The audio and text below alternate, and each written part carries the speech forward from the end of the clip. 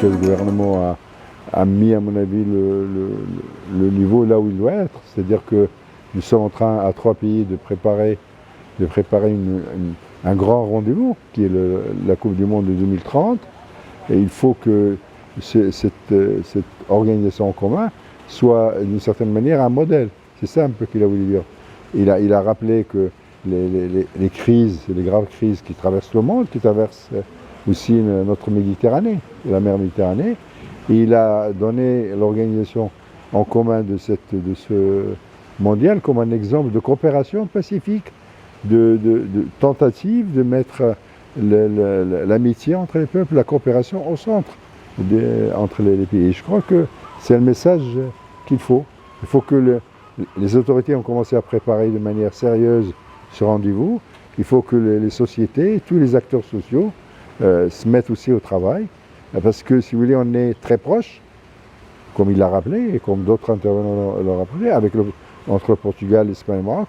Mais en même temps, il y a eu dans notre histoire des moments de tension, des moments de crise, qui sont encore d'une manière ou d'une autre là, encore.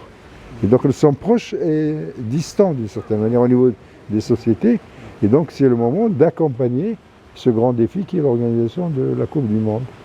Écoutez, d'abord, je n'ai pas souvenir que le forum a été organisé dans un monde pacifique, calme, sans crise. Hein. Malheureusement, c'est le constat. Écoutez, le Maroc est un pays qui est un pays de dialogue, qui est un pays intermédiaire.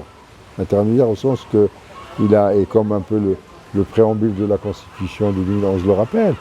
On est un pays africain qui revendique maintenant sans aucun problème son africanité profonde, historique, qui l'assume et qui développe toutes les relations, et en même temps qui a maintenu, malgré les difficultés, un dialogue permanent avec l'Europe.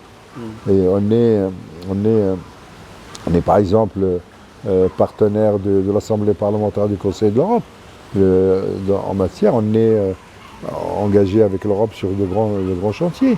Et donc, plusieurs grandes conférences ces dernières années sur un des sujets qui occasionnent des difficultés entre l'Europe et l'Afrique. La conférence, le pacte pour l'adoption du pacte sur l'immigration, par exemple, s'est tenue à Marrakech. Donc on est ce pays stable qui veut pas donner de leçons et qui veut travailler avec les autres, avec tous les autres, et notamment en assumant sa profonde africanité et son ouverture au reste du monde. Écoutez, cette terre est une terre où il y a un État depuis des siècles, où il y a une insertion aujourd'hui dans le jeu diplomatique international, où on ne veut pas être des donneurs de leçons à personne, mais on veut simplement dialoguer avec tout le monde, où nous travailler avec tout le monde, coopérer avec tout le monde, et notamment, comme je l'ai dit, avec les pays qui sont les plus proches. On a le message essentiel, c'est que l'Afrique doit s'en sortir et peut s'en sortir. Sa Majesté l'a rappelé à plusieurs reprises. Et c'est à mon avis le message essentiel. Il faut que nous soyons une force de proposition. Je donne un exemple, par exemple, tout simple. Nous sommes touchés, nous, plusieurs pays du continent sont touchés par le phénomène de la migration des mineurs non accompagnés. En Europe, on sait que c'est un sujet de crispation.